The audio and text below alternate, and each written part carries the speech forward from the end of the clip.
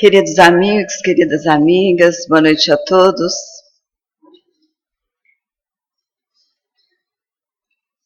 Sempre uma alegria estar aqui com vocês, para que nós façamos juntos esse exercício de despertamento de consciência. É sempre muito oportuno fazer isso, principalmente quando nós temos um roteiro que nos orienta, que é o Evangelho de Jesus. Hoje eu devo fazer uma confissão para todos, porque hoje realmente eu estou em estado de graça. Depois de passar 2 dias ouvindo palestras maravilhosas, temas maravilhosos, oradores maravilhosos, eu só tenho que estar em estado de graça, né? Passei o final de semana no Congresso Espírita, no primeiro Congresso Espírita de Uberlândia. E ouvindo essas pessoas maravilhosas, de repente eu tive consciência da minha pequenez. Então, em primeiro lugar, eu acho que eu tenho que pedir perdão a vocês por estar aqui. Talvez a gente não corresponda às expectativas de muitas pessoas. E quero apresentar também minha eterna gratidão pela caridade com que vocês me ouvem. Com certeza, daqui umas 10 encarnações, a gente vai estar um pouquinho melhor, se Deus quiser. Porque eu perguntava para os meus companheiros ontem, no encerramento do congresso, e agora? Como que eu vou fazer a palestra amanhã? Não tenho coragem, né? Mas a gente tem que vir, tem que enfrentar se quiser melhorar. Bom, o nosso tema de hoje é a visão espírita do Carnaval. E o Carnaval, como todos nós sabemos, é a maior festa popular brasileira. Concordam?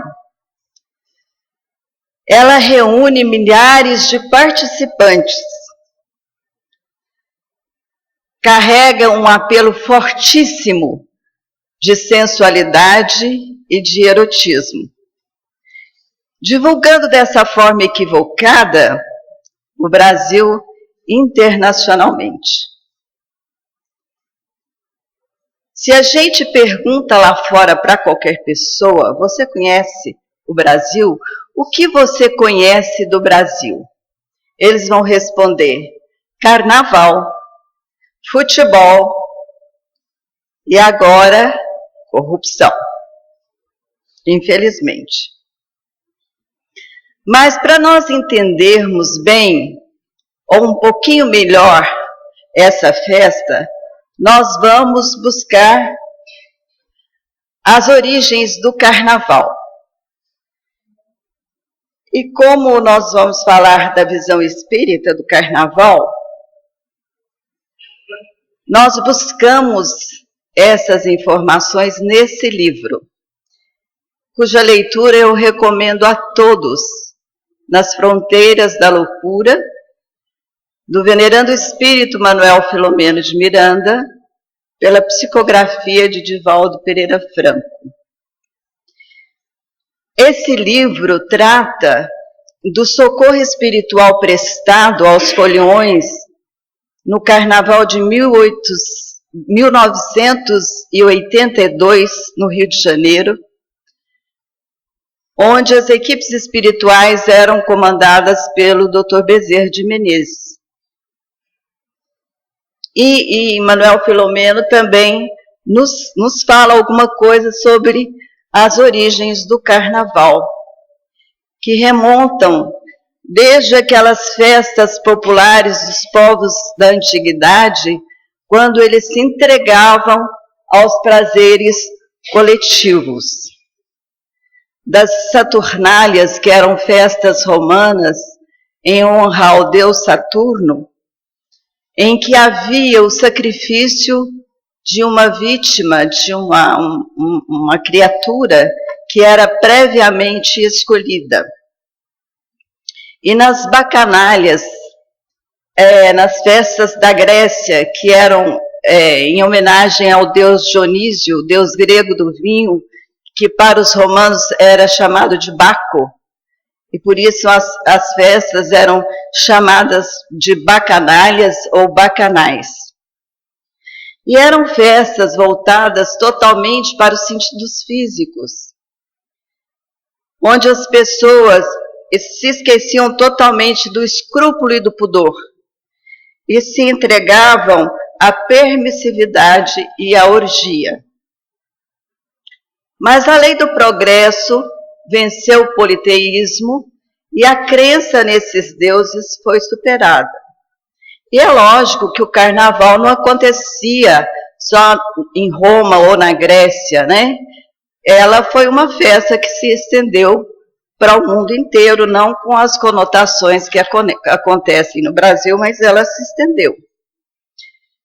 E no ano de 604 da era cristã, nós vamos encontrar o seguinte: a Igreja Católica estabeleceu, através do Papa Gregório I, que os 40 dias que antecediam a Páscoa, as pessoas deveriam abandonar a sua rotina diária e se dedicar apenas às questões espirituais. E a igreja impunha alguns sacrifícios, impunha jejuns, impunha abstinências. Então, em razão desses sacrifícios que eram impostos, as pessoas começaram a chamar esses 40 dias de dias de penúria. E, em consequência dos dias de penúria, os dias que antecediam os dias de penúria, a comilança e a esbórnia corriam soltas. E as pessoas começaram a chamar esses dias que antecediam os dias de penúria de dias de fartura, ou dias de adeus à carne, porque eles deixavam as questões materiais para se dedicar às questões espirituais. Dias de adeus à carne, que em italiano, carnevale. E em português, a carne nada vale. Da onde se originou o vocábulo carnaval. Então, no Brasil, a primeira festa de carnaval, ela foi promovida pelo governador Correia de Sá, em homenagem a Dom João IV, que foi o restaurador no Brasil do trono de Portugal. Ela foi trazida pelos portugueses. Em Portugal, o carnaval era chamado entrudo, e esse entrudo foi trazido para o Brasil, e aqui ele recebeu influência dos cantos, das músicas e das danças africanas, que também foram trazidas pelos escravos da época. Então, virou aquela mistura, né, do entrudo português com as influências africanas. Nos dias de hoje, com a situação que se vive no mundo, com as carências que nós temos em nossas cidades, em nossos estados, em nosso país, onde o direito primário da criatura não é respeitado, que é o direito à vida. Não se existe mais saúde, não se existe mais assistência médica. A gente se pergunta como podem as autoridades gastarem fortunas na promoção de uma festa que é minimamente ou que cultua minimamente valores tão equivocados. Se nós perguntarmos aos estudiosos do pensamento, do sentimento e do comportamento humano, eles vão nos dizer que há na criatura uma necessidade de vivenciar essa explosão de alegria. Eles encaram como o carnaval como uma explosão, uma vivência de explosão de alegria, onde a criatura exterioriza, externa os seus anseios como se fosse uma válvula de escape para desaguar as tensões. Já no livro de outra hipótese para a legalização do carnaval, que consta do livro de Manuel Filomeno de Miranda, é que essa legalização das bacanais públicas sob os holofotes poderosos da mídia teria amparo, encontraria guarida nos lucros do turismo, né? Mais recentemente foram encontradas outras explicações para a legalização de bacanais públicas sob os holofotes poderosos da mídia, quais sejam os do turismo, que deixa lucros nas cidades pervertidas e cansadas da luxúria. Está no texto psicografado pelo Divaldo no livro Entre Dois Mundos, não é no livro que nós citamos antes, não. É certo, gente, que os turistas vêm para observar aquela movimentação da massa de longe, lá dos seus camarotes de luxo, lembrando em muitos circos romanos, quando eles observavam as arenas, onde os crimes legais eram cometidos, misturados às danças, às lutas dos gladiadores e ao teatro obsceno. É a cena que se repete. E assim o carnaval oferece oportunidades para a extravasão, liberação de impulsos que normalmente não são socialmente aceitos e nem cultivados. A visão espírita do carnaval, contemplando os dois lados da vida, o lado material e o lado espiritual, vendo de uma forma mais ampla, nos fala, Manuel Filomeno de Miranda, naquela obra, nos fala o porquê que o carnaval ainda acontece. Porque expressiva faixa da humanidade ainda transita entre os limites do instinto e os pródomos da razão, os primeiros indícios da razão. Então, eles estão mais desejosos, mais sequiosos de sensações do que ansiosos pelas emoções superiores. Então, é natural que se permitam nesses dias em que tudo é permitido, em que a carne nada vale, né? Os excessos que são reprimidos durante todo o ano, sintonizados com as entidades que lhes são afins, que lhes são afinizadas, que essas criaturas atraem através do pensamento, do comportamento. É de se lamentar, porém, que muitos se apresentam nos dias normais como discípulos de Jesus. Diz a letra de um trevo de composição do cantor Caetano Veloso, que atrás do trio elétrico só não vai quem já morreu. Mas nós estamos vendo ali dois fantasminhas, não estamos?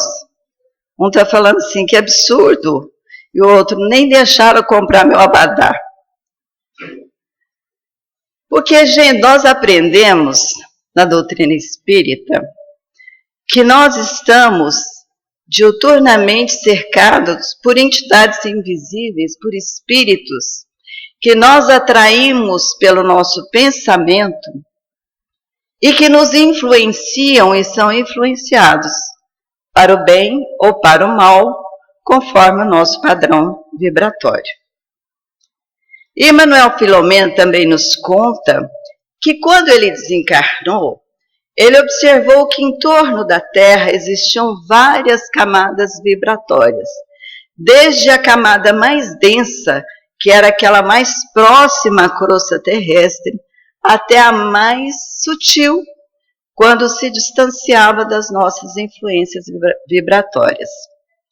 E ele observa que durante o carnaval, aquelas pessoas que se entregavam com mais ânimo, com mais fervor a dança, a música, enfim, a toda aquela agitação carnavalesca, essas ondas vibratórias, elas são alimentadas por nós, são vitalizadas por nós.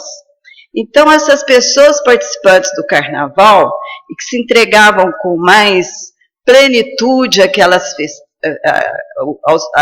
a festa, as danças, elas alimentavam essa camada mais densa de uma forma muito negativa e da mesma forma eram alimentados por essas energias muito densas.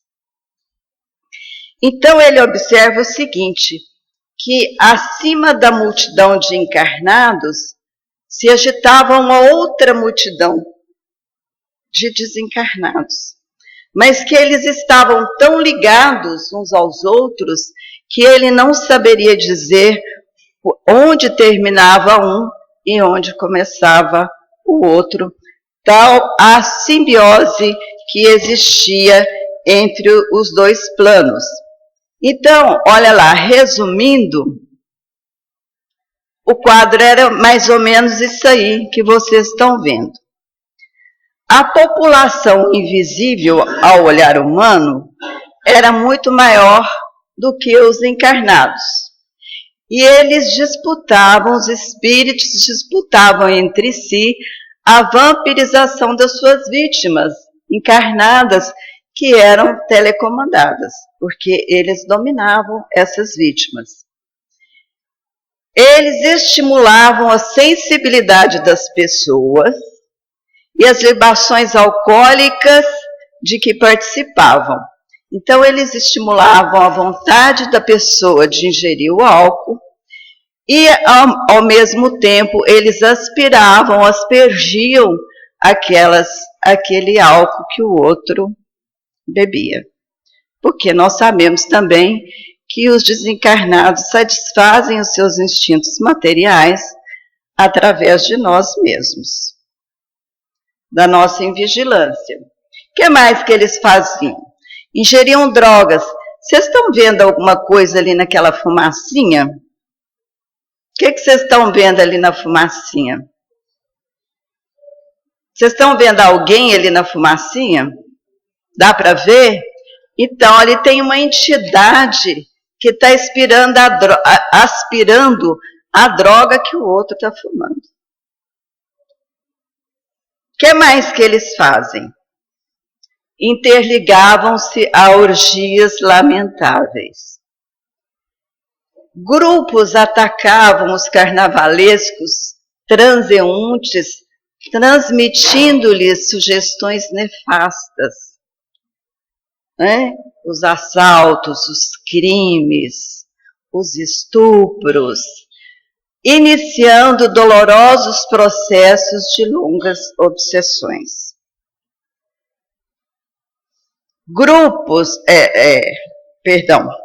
Misturavam-se espírito de aspecto bestial e lupino. Vocês estão vendo aqui um encarnado, a mulher é uma encarnada, e aquele outro de aspecto lupino, parece um lobo, é um espírito.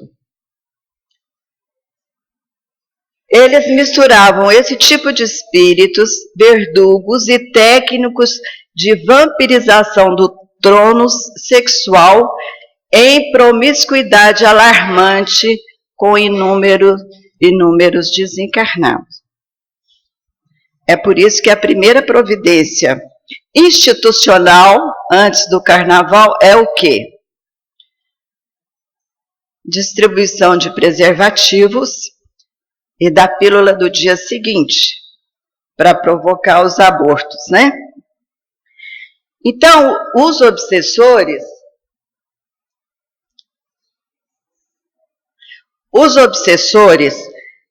eles exploravam as suas vítimas, atirando essas pessoas cada vez mais para a luxúria desgastante até que elas esvaíssem todas as suas forças. E quando passava essa onda de embriaguez, a criatura ela vai despertar com uma exaustão física, uma mente conturbada, as emoções desequilibradas, com dificuldade para se adaptar à rotina normal, aos seus conceitos éticos. E aí ela vai entrar numa espécie de vício dos sentidos. Muitas vezes, se ela não se trata e não se cuida, até a exaustão das suas energias vitais, o que é realmente uma coisa muito grave. Isso tem consequência, gente? Tem consequência todos esses acontecimentos? Será que a farra do carnaval é só a ressaca? Não é, né? Se fosse... Vamos ver a repercussão para a sociedade, as repercussões socioeconômicas. Tem repercussão no orçamento doméstico? Muito, né? Muita repercussão. Tem, inclusive, derrocadas financeiras em razão de gastos com o carnaval. Não é simplesmente um desequilíbrio do orçamento, né? Tem aumento da violência e da criminalidade? Tem, onde tem muito consumo de bebida e de droga, naturalmente a violência, a criminalidade também aumenta, né? E nós mostramos atrás que as pessoas não estão agindo sozinhas, o comportamento moral das pessoas se altera. E em decorrência do uso abusivo de bebidas e drogas, né? Distúrbios afetivos, né, acontecem durante os festejos de carnaval. Acidentes de trânsito, nós vemos as estatísticas, todos os anos aparecem na televisão as estatísticas dos acidentes, cada ano mais acidentes durante o período de carnaval. Mortalidade trágica, homicídios, suicídios, paradas cardíacas por exaustão das forças, paradas cardíacas pelo uso de drogas, né? Vamos ver se tem mais. Tem as repercussões biopsicossociais.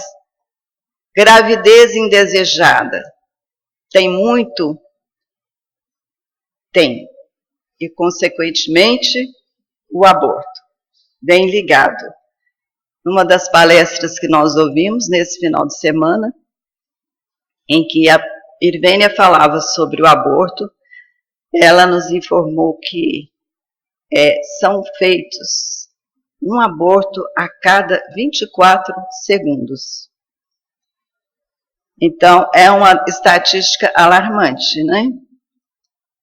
AIDS e outras doenças sexualmente transmissíveis acontecem muito, né? Psicopatologias, que são os desajustes emocionais, os desajustes espirituais, os desajustes da afetividade que acontecem durante o carnaval. O jornal O Correio Brasiliense publicou um artigo em que ele diz que de cada 10 casais que saem para brincar junto no carnaval, 3 terminam a noite brigados por ciúme ou intriga. aliás, 7 terminam, eu fiz a conta inversa. 7 terminam a noite brigados, 3 terminam em adultério. E de 10 homens e 10 mulheres que saem, 7 acabam assumindo um comportamento fora do padrão, fora do que não está habituado pelo uso de álcool e pelo uso de droga. Ainda tem as repercussões espirituais que eu não falei, que são as obsessões e o endividamento espiritual. O aborto, por exemplo, é um grande endividamento espiritual.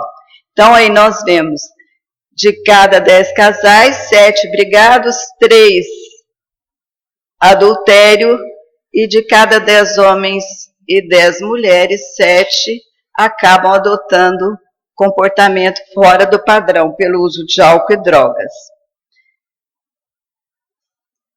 Antes de passar...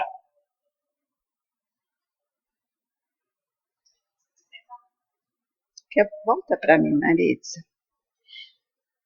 É certo, gente, que é muito difícil controlar essa onda de erotismo e sensualidade do carnaval. Porque ela é sempre crescente. A gente vê que essa sensualidade e esse erotismo parece que ele vai se aprimorando a cada ano, né? Mas por que isso é tão difícil? Porque, principalmente em determinados países, os seus governantes estão mais interessados em iludir os seus eleitores para ganhar voto do que em educá-los, né? Porque a educação seria uma solução. Danilo Gentili, vocês já ouviram falar do Danilo Gentili? Que foi o precursor do movimento stand-up comedy no Brasil. Ele é escritor, produtor, repórter, apresentador. Ele escreveu um artigo bem pequenininho que eu vou ler aqui para vocês. Ele diz o seguinte: eu queria ser presidente por um dia.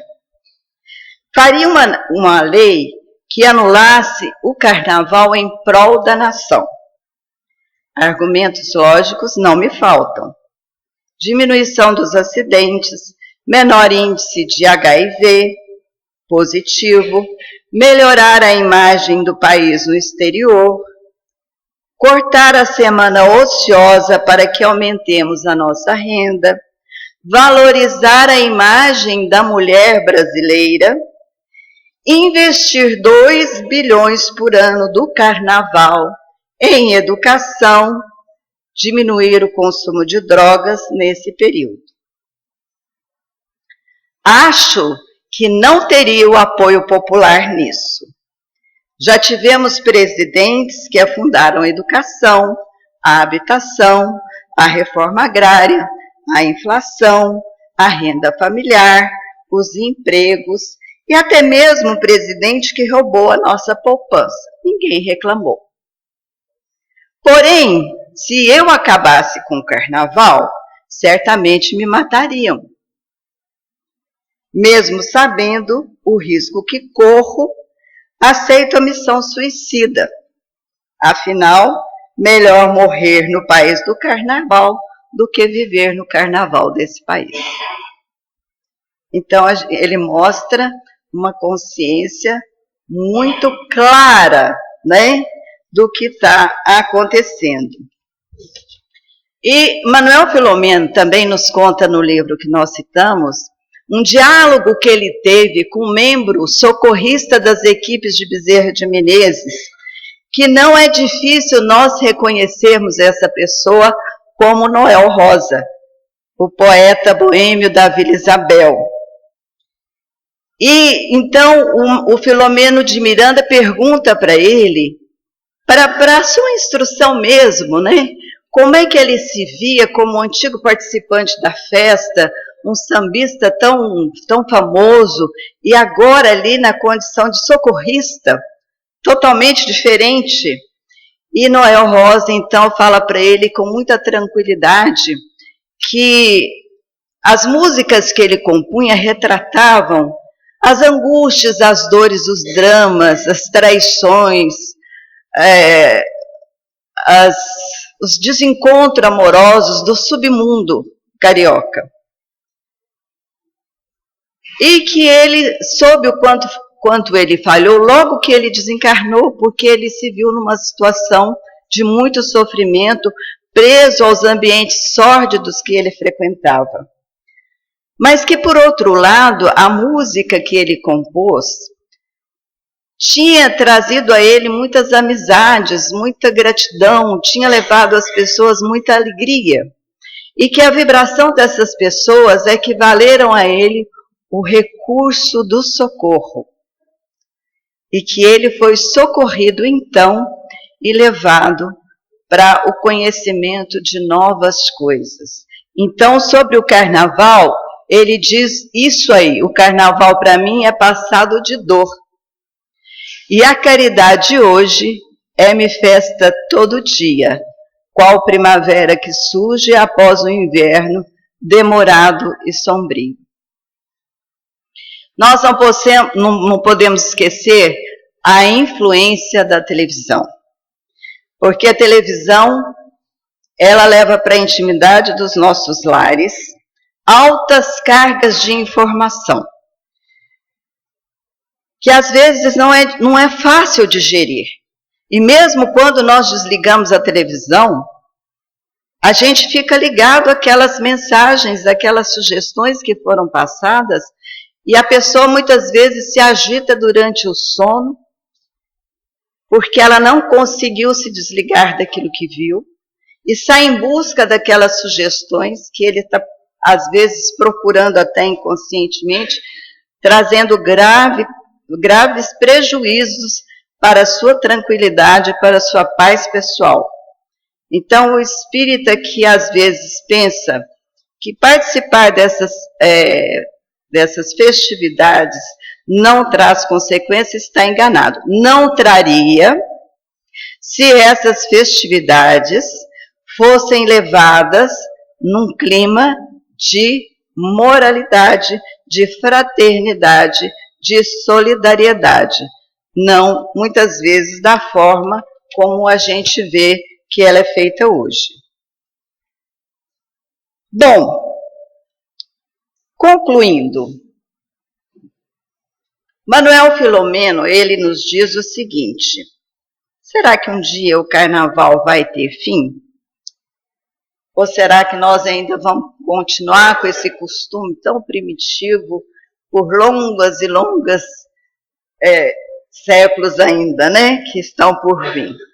Então, ele fala o seguinte, que a festa ainda é um vestígio da barbárie, do primitivismo ainda reinantes, e que um dia desaparecerão da terra, quando a alegria pura, a jovialidade, a satisfação, o júbilo real